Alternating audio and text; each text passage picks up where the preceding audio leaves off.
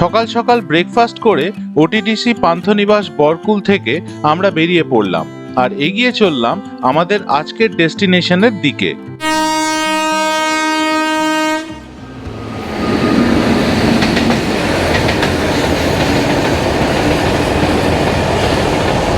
প্রথমেই আপনাদের কাছে আমার একটা ছোট্ট রিকোয়েস্ট, যদি আমার এই ভিডিওটা আপনাদের ভালো লাগে তাহলে প্লিজ আমার YouTube channel travel with tags subscribe করবেন। এই আমরা উঠে পড়লাম ন্যাশনাল হাইওয়ে 16-এ আর এগিয়ে চলেছি রমভার দিকে। কিন্তু আমরা রমভা অবধি যাব না, তার আগে আমরা রাইট টার্ন করে দারিংবাড়ির দিকে এগিয়ে যাব। আর হ্যাঁ, আমরা আজকে দারিংবাড়ি যাচ্ছি। আমরা বরকুল থেকে বেরিয়েছি সকাল 9:30-এ আর এখান থেকে দারিংবাড়ির ডিস্টেন্স হচ্ছে 158 কিলোমিটার। সময় লাগবে 4 ঘন্টার মতো।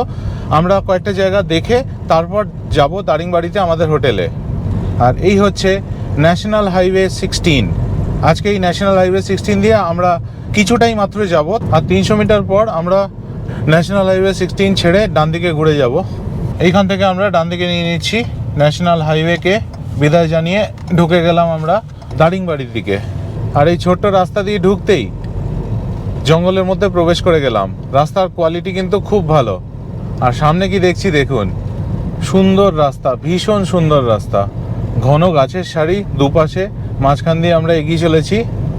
আর আপনারা যারা রমভা ড্রাইভ করে গেছেন তারা মনে করে দেখুন, ন্যাশনাল হাইওয়ে একটা জায়গায় এসে একটা পাহাড়ের ওপর উঠে যায় এবং আপ অ্যান্ড ডাউন যে রাস্তা দুটো সেগুলো আলাদা হয়ে যায়, মানে একটু দূরে দূরে চলে যায়।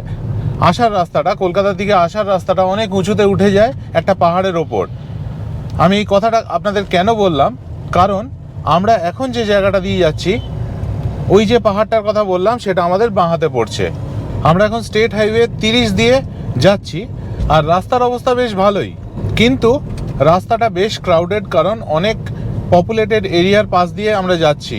আর এই রাস্তা দিয়ে আমাদের যেতে হবে আসকা বলে একটা জায়গা অবধি, তারপরে আমরা ডান দিকে বেঁকে যাব টুয়ার্ডস দারিংবাড়ি।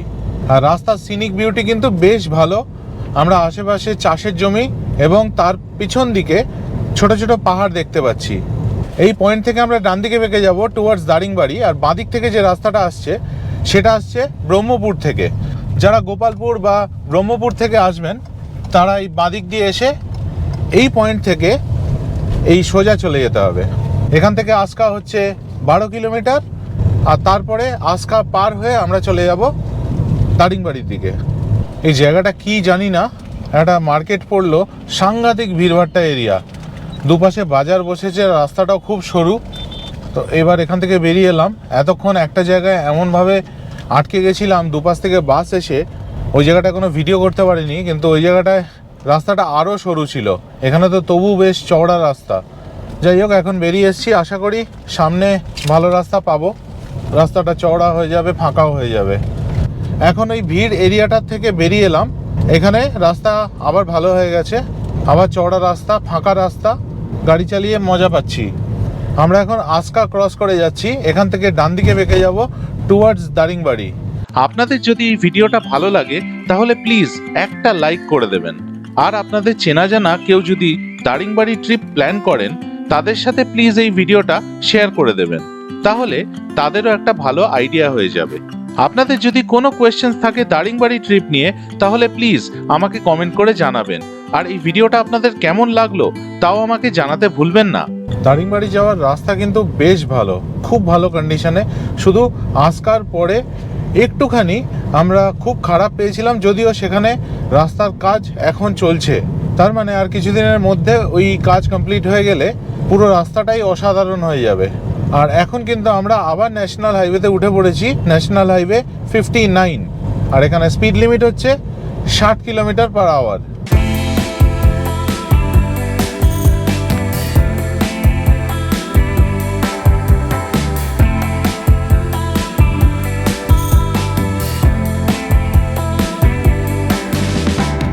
এই গেট দিয়ে আমরা ঢুকলাম, এই রাস্তা দিয়ে উঠে যেতে হবে আমাদের।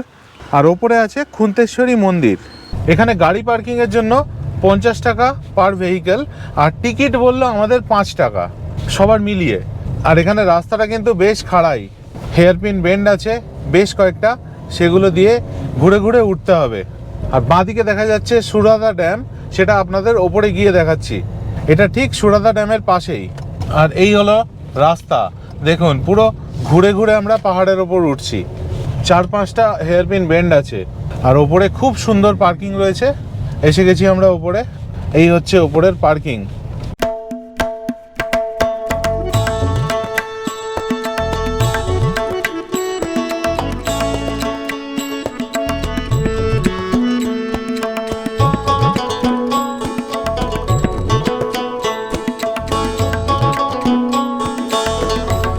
নিচে মন্দির দেখে আমরা এখন ওপরে যে ভিউ পয়েন্ট আছে সেইখান অবধি হেঁটে উঠছি।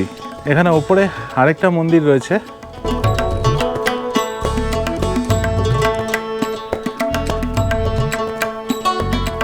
এখন আমরা এসে পৌঁছালাম এখানে যে ওয়াচ টাওয়ার আছে সেইখানে। এবার ওয়াচ টাওয়ারের ওপর থেকে কীরকম দেখতে লাগে চারপাশটা, চলুন দেখা যাক।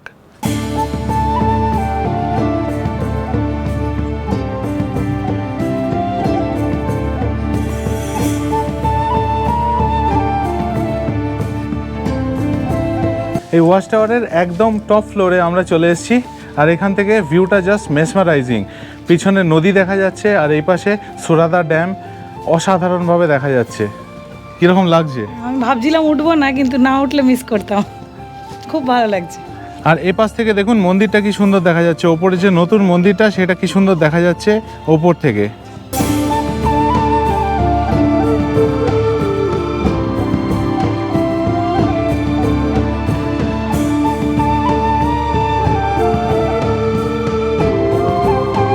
ভিউ পয়েন্ট থেকে আমরা নেমে এসেছি পার্কিংয়ে। এবার আমরা বেরিয়ে যাব দারিংবাড়ির দিকে। আর আপনারা যখন এখানে আসবেন অবশ্যই ভিউ পয়েন্টের টপ ফ্লোরে যাবেন। ওখান থেকে ভিউটা কীরকম জাস্ট নিজেরাই দেখবেন। অসাধারণ ভিউ, অসাধারণ, মানে চারিপাশটা এত সুন্দর পিকচারেস্ক লাগবে, ওখানে গেলেই সেটা বুঝতে পারবেন। অবশ্যই যাবেন একদম টপ ফ্লোরে।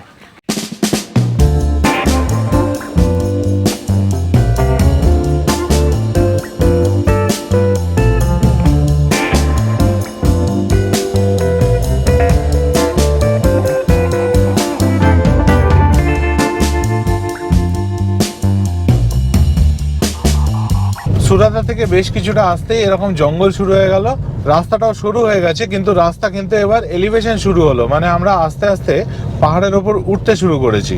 আর দুর্দান্ত লাগছে, অসাধারণ লাগছে। এই ড্রাইভটা মানে অনেক দিন মনে থাকবে, সত্যি কথা। ভীষণ সুন্দর লাগছে। কিছুটা নেতারহাটের সাথে আমি সিমিলারিটি পাচ্ছি, খুব সুন্দর লাগছে। আর রাস্তার কন্ডিশন যেরকম দেখতে পাচ্ছেন অসাধারণ, ওয়েল পেইন্টেড রোড। কিন্তু একটাই প্রবলেম, খুবই সরু রাস্তা। এই জায়গাটার রাস্তাটা দেখুন, পুরো সোজা রাস্তা, দুপাশে ঘন জঙ্গল, একটা সবুজ টানেলের মধ্যে দিয়ে যাচ্ছি মনে হচ্ছে। এই ড্রাইভটা কিন্তু ভীষণ অ্যাডভেঞ্চারাস হচ্ছে। দুদিক থেকে গাড়ি এলে বেশ সুন্দরভাবে কাটাতে হচ্ছে, তা নইলে খুব চাপ হয়ে যাচ্ছে, কারণ রাস্তাটা সরু। দারিংবাড়ি যাওয়ার রাস্তাটা কিন্তু দারুণ। যখন থেকে এই পাহাড়ে ওঠানামা শুরু হলো অসাধারণ। রাস্তাটা সরু, এটা একটা চাপের ব্যাপার।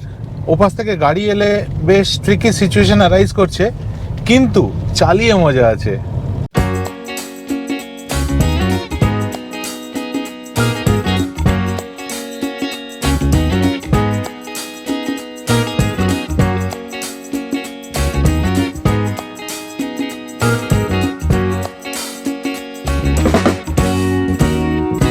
আমরা এখন ঘাটি এরিয়া দিয়ে পাস করছি।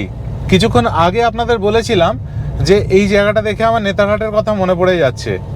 ঠিকই বলেছিলাম, প্রথমে তাই হচ্ছিল, কিন্তু এই জায়গাটা কিন্তু আরও অনেক অনেক বেশি সুন্দর। আর ড্রাইভিং প্লেজার কিন্তু এখানে আরও বেশি, প্রচণ্ড অ্যাডভেঞ্চারাস।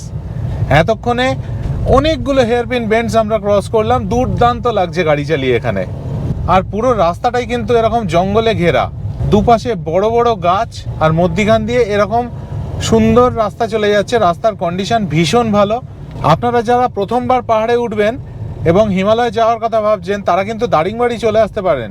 খুব ভালো একটা প্র্যাকটিস হয়ে যাবে এখানে। এখানে একটা ট্রিকি সিচুয়েশন হয়েছে, সেটা হচ্ছে সামনে একটা লরি আর উল্টো দিকে একটা বাস। কপাল ভালো, এই জায়গাটা একটা ভালো জায়গা ছিল, ওই জন্যে বেরিয়ে যেতে পারছি। এবার আমাদের মুশকিল হয়ে গেছে যে রাস্তাটা এতটাই সরু যে এই লরিটা জায়গা দিতেও পারছে না। আমি যে বেরিয়ে যাব সেটার কোনো সম্ভাবনা দেখতে পাচ্ছি না।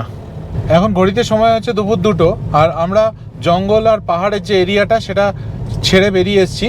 এখনও আশেপাশে প্রচুর গাছপালা আছে, আর এখন রাস্তা কিন্তু হয়ে গেল আবার চওড়া। এতক্ষণ যে সরু রাস্তা ছিল সেটা এখন দেখুন চওড়া রাস্তা হয়ে গেল।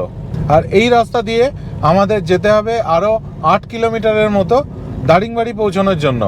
আমরা এখন দারিংবাড়ি ক্রস করে যাচ্ছি, পিছনে মার্কেটটা আমরা ছেড়ে এলাম, আর এখন আমরা যাচ্ছি উড়িষ্যা ফরেস্ট ডিপার্টমেন্টের দারিংবাড়ি নেচার ক্যাম্পের দিকে। আমার ইচ্ছে ছিল দারিংবাড়ির যে মেন মার্কেট এরিয়া তার থেকে দূরে থাকতে, ওই জন্য আমি উড়িষ্যা ফরেস্ট ডিপার্টমেন্টের দারিংবাড়ি নেচার ক্যাম্পে বুক করেছি আজকে। এখানে আমরা দুরাত্রি থাকবো। আর এখন এগিয়ে চলেছি এই সুন্দর রাস্তা দিয়ে দারিংবাড়ি নেচার ক্যাম্পের দিকে।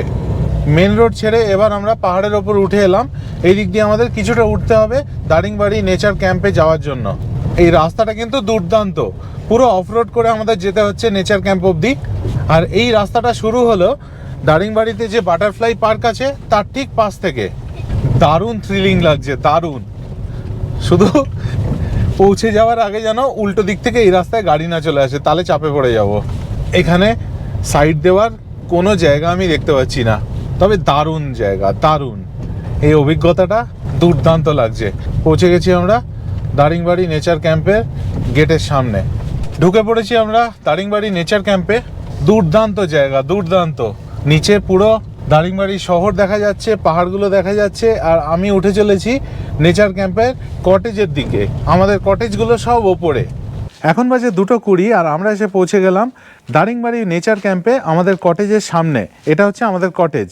কটেজের ভেতরে সব কিছু আপনাদের দেখাবো, সব ডিটেলস শেয়ার করব, কিন্তু তার আগে এখান থেকে কি অসাধারণ ভিউ সেটা একবার দেখে নিন। এখান থেকে দুর্দান্ত ভিউ, কি অসাধারণ লাগছে দেখুন, পুরো দারিংবাড়ি নিচে দেখা যাচ্ছে, আর এই হচ্ছে এখান থেকে ভিউ। আর আমরা এই যে কটেজে রয়েছি এটা কিন্তু একদম টপ লেভেলে রয়েছে। এখানে 6টা কটেজ রয়েছে, আমাদেরটা হচ্ছে টপ লেভেলে, আর তার নিচের লেভেলেই হচ্ছে এই 4টে কটেজ। নিচের কটেজগুলোর সুবিধা হচ্ছে তার সামনে কিছু নেই, পুরো ফাঁকা। ওখান থেকে আপনারা পুরো সামনের ভিউটা দেখতে পাবেন, কিন্তু ওগুলো একটু নিচে। আর এই আমাদের লেভেলে যে কটেজগুলো রয়েছে তার সামনেও কিন্তু সুন্দর দেখা যাবে, জাস্ট সামনের কটেজগুলো যেহেতু রয়েছে একটুখানি ভিউটা অবস্ট্রাক্টেড হচ্ছে। এখানে বারান্দায় চেয়ার পেতে রাত্রেবেলা বসলে এই যা ভিউ, অদ্ভুত লাগবে। দারিংবাড়ি নেচার ক্যাম্পে আমাদের এই ডাবল বেডের নন এসি ট্রাইবাল কটেজের জন্য আমাদের দিতে হয়েছে Indian rupees 4000 plus GST per day. এছাড়াও গুগলের জন্য এক্সট্রা পার্সেন্ট চার্জ দিতে হয়েছে। এই রুমের ট্যারিফের মধ্যে কমপ্লিমেন্টারি ব্রেকফাস্ট, লাঞ্চ আর ডিনারও ছিল। দারিংবাড়ি নেচার ক্যাম্পে রুম বুক করার লিংক আমি ডেসক্রিপশন বক্সে দিয়ে দিলাম।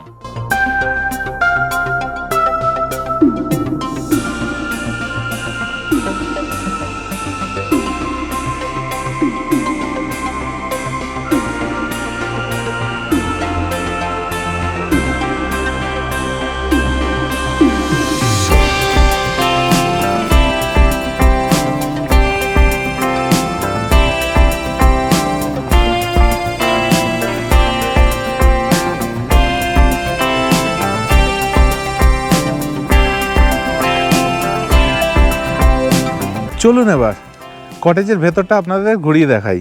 আমাদের কটেজের সামনেই সুন্দর এরকম একটা বড় বারান্দা রয়েছে যেখানে চেয়ার পাতা রয়েছে, আর এই হচ্ছে মেন দরজা। এবার আমাদের কটেজের ভেতরটা আপনাদের দেখিয়ে দিই। আমার পেছনে যে দরজাটা দেখতে পাচ্ছেন ওটা মেন ডোর, ওখান দিয়ে ঢুকলাম। ঢুকেই এইখানে একটা বড় কাবার্ড, এখানে একটা লাগেজ রাখার জায়গা, এখানে জুতো রাখার জায়গা, এটা ওয়াশরুম আপনাদের দেখাচ্ছি। আর এই পাশে হচ্ছে রুম, যথেষ্ট বড় রুম, সুন্দর পরিষ্কার পরিচ্ছন্ন রুম, ভেরি ওয়েল ডেকোরেটেড। এই পাশে বারান্দা যেটা একটু আগে আপনাদের দেখালাম, তার সামনে জানলাটা, এখানে একটা বসার জায়গা, কাঁচের টেবিল, এই পাশে আরেকটা টেবিল, এই হচ্ছে খাট, বেশ বড় খাট, এবং এখানে আরেকটা টেবিল, পাখা রয়েছে, এসি রয়েছে, যথেষ্ট পরিমাণে লাইট রয়েছে। আর এই পাশে একটা ড্রেসিং টেবিল রয়েছে, তাছাড়াও রয়েছে এখানে একটা ওয়ার্ক ডেস্ক আর চেয়ার। আর এদিকটা হচ্ছে ব্যাক সাইড উইন্ডো, এদিকটা আমি গাড়ি রেখেছি। আর একটা জিনিস দেখানোর আপনাদের, যে এখানে কিন্তু কাঁচের জানলা আপনারা ইজিলি খুলতে পারেন, কারণ এই যে জিনিসটা রয়েছে এটাতে নেট লাগানো রয়েছে, মানে জানলা খুলে গেলে কোনো রকম পোকামাকড় ঢোকার রুমে কোনো সম্ভাবনা নেই। আর পর্দার পিছনে টিন রয়েছে, ও পর্দার পিছনেই থাকুক। বেরিয়ে এসো, তাড়াতাড়ি বেরিয়ে এসো, খেতে যাব আমরা। কি দুষ্টুমি করছে মানে ও যে কী কাণ্ড করে না, যারা ওর সাথে সর্বক্ষণ থাকে তারাই বুঝতে পারে। ওয়াশরুমটা এবার আপনাদের দেখিয়ে দিই। কমোড রয়েছে, এপাশে গিজার রয়েছে, স্নানের জায়গা, বেসিন, আর এখানে আয়না রয়েছে। বেশ পরিষ্কার পরিচ্ছন্ন বাথরুম। আজকে আমরা যখন বরকুল থেকে জার্নি শুরু করেছিলাম তখন টেম্পারেচার ছিল 31 ডিগ্রি সেন্টিগ্রেড, বেশ গরম লাগছিল। আর এখানে এসে ঠান্ডা ঠান্ডা হাওয়া দিচ্ছে, কোনো ঘাম হচ্ছে না, কোনো গরম লাগছে না। এখন টেম্পারেচার হচ্ছে 25 ডিগ্রি সেন্টিগ্রেড, যেটা আরও কমতে থাকবে যত সন্ধে হবে এবং রাত হবে। আর এই জায়গাটা দেখুন কি সুন্দর ফুল দিয়ে সাজানো।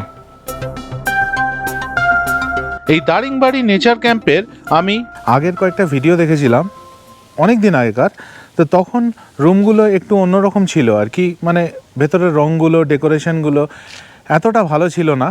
এখন এসে দেখলাম মানে ঝাঁ চকচকে। এখানে এসে কোনো ভুল করিনি, অসাধারণ লাগছে আমাদের, দুর্দান্ত জায়গা। আর দারিংবাড়িতে থাকার জন্য আমি বলবো, আমার পার্সোনাল ওপিনিয়ন এটা, ওই জায়গাটা প্রচণ্ড ভিড়ভাট্টা, যে জায়গাটায় মার্কেট ছিল, কিন্তু আমরা একদম ওইসব ছেড়ে অনেকটা বাইরে চলে এসেছি এবং পাহাড়ের মাথায় রয়েছি। দুর্দান্ত জায়গা, মন ভরে যাচ্ছে। এখানে আবহাওয়াটাও অসাধারণ এবং চারিপাশটা এত সুন্দর, মানে এসে সত্যি ভালো লাগছে আমাদের। অনিন্দিতা, কেমন লাগছে এখানে এসে? দারুণ লাগছে, ওয়েদারটা অসাধারণ, মানে মনে হচ্ছে পাহাড়ের উপর এসেছি একটু।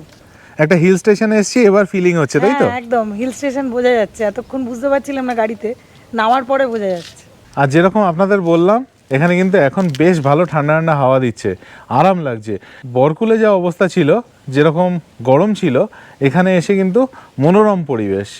এগুলো নিচের ঘর, যেগুলো আমরা ওপর থেকে দেখছিলাম, এগুলো একটু বড়, কারণ এখানে ব্যালকানি নেই। ব্যালকানির এরিয়াটা ঘরের মধ্যে ঢুকিয়ে দিয়েছে আর একটা জানলা বের করে দিয়েছে। নিচের কটেজগুলো সব থেকে ভালো ব্যাপার হলো এই আনঅবস্ট্রাক্টেড ভিউ। এখান থেকে পাহাড়ের কি সুন্দর দৃশ্য দেখা যাচ্ছে দেখুন। আর এই পাহাড় দেখে আমার তো পুরো সমুদ্রের কথা মনে পড়ে যাচ্ছে, কারণ হচ্ছে সমুদ্রের ঢেউ যেরকম একটার পর একটা আসে, তেমনি এই একটা পাহাড়ের পর আরেকটা, তারপর আরেকটা, কি সুন্দর লাগছে।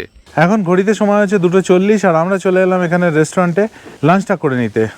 এখানে লাঞ্চ দিয়েছে বেশ পরিপাটি করে সাজিয়ে দেওয়া। এর মধ্যে রয়েছে ভাত, ডাল, স্যালাড, পাঁপড়, আলু চোখা, পটলের সবজি, শাক আর চাটনি। তাছাড়া আমাদের ননভেজের জন্য চিকেনও দিয়েছে।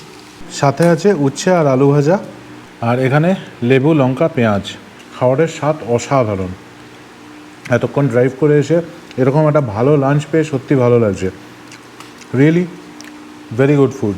এখন বাজে 3:30, আর আমরা লাঞ্চ করে এবার বেরোচ্ছি এখানে আশেপাশে কয়েকটা জায়গা, যে কটা টাইম পারমিট করবে ঘুরে দেখতে, কারণ হোটেলে বসে থাকা আমাদের একদম পোষায় না। আর এই আমাদের কটেজের সামনে থেকে, মানে টপ লেভেল থেকে আমরা এই রাস্তা দিয়ে নামছি, গেট অবধি যাচ্ছি দারিংবাড়ি নেচার ক্যাম্পের। তারপর আমরা বেরোবো, বেরিয়ে ওই সামনে বাটারফ্লাই গার্ডেন আছে, প্রথমে ওখানে যাব। দারিংবাড়ি নেচার ক্যাম্প থেকে একটু নিচে নামতেই একটা জায়গায় এলাম, সেইখানে একদিকে হচ্ছে নেচার পার্ক আর ঠিক উল্টো দিকেই হচ্ছে হিল ভিউ পার্ক। তো আমরা আগে হিল ভিউ পার্কটায় যাব। হিল ভিউ পার্কের টিকিট আছে 10 টাকা পার হেড, 5 বছরের নিচে ফ্রি। আর ভীষণ সুন্দর এই পার্ক, জাস্ট ঢুকলাম, পুরোটা ঘুরে দেখাচ্ছি আপনাদের।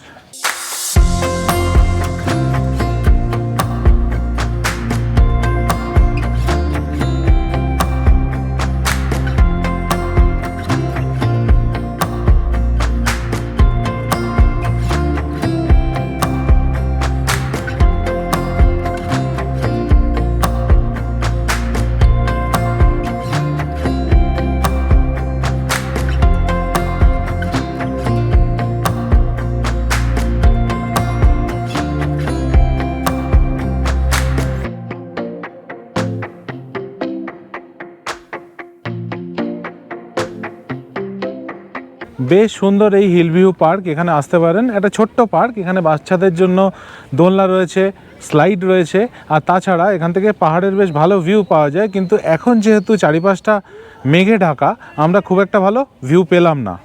এখন আমরা চলে এলাম দারিংবাড়ি নেচার পার্কে। এখানে টিকিট আছে 15 টাকা পার হেড, আর টিনের কিছু লাগলো না, তো আমাদের 3 জনের 45 টাকা লাগলো। আর এই পার্ক টোটাল 400 একর্সের ওপর বিস্তৃত, বিরাট বড় এই পার্ক। আর ঢুকতেই চারিদিকে এত সুন্দর ফুল গাছে সাজানো, বড় বড় গাছ, অসাধারণ লাগছে। এই এরিয়াতে যে আদিবাসী লোকজন থাকেন তাদের এখানে একটা মডেল করে রাখা রয়েছে। এখানে পেছনে ঘরবাড়ি বানানো রয়েছে, তারা যেরকমভাবে থাকতেন সেগুলো দেখানো রয়েছে।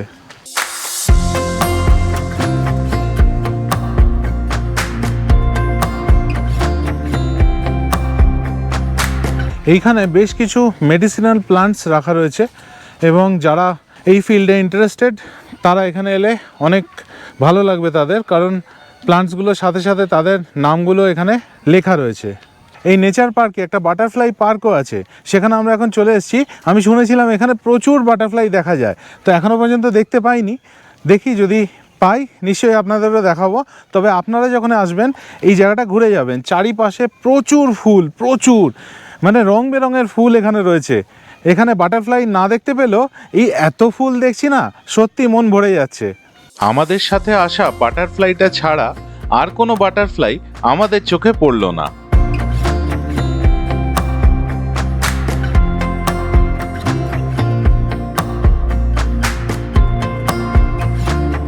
যারা ফুল ভালোবাসেন তারা কিন্তু এই নেচার পার্কে এলে মন ভরে যাবে, কি তাই না? একদম দারুণ, মানে ফুলে ভর্তি আর এত সুন্দর লাগছে যে কি বলবো।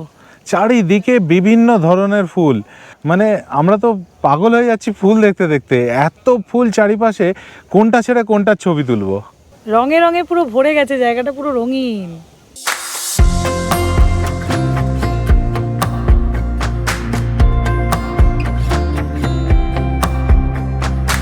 গাছের ওপর সূর্যমুখী ফুলগুলো দেখুন, কি দারুণ না?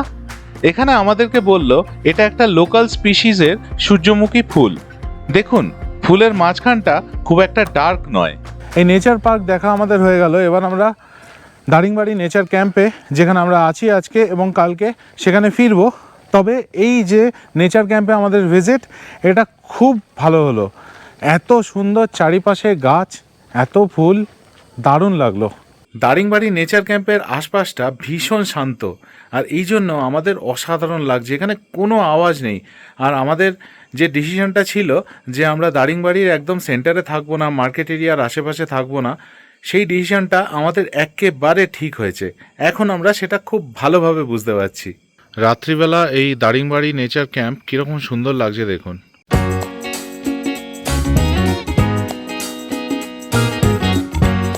চারিদিকটা ভীষণ শান্ত।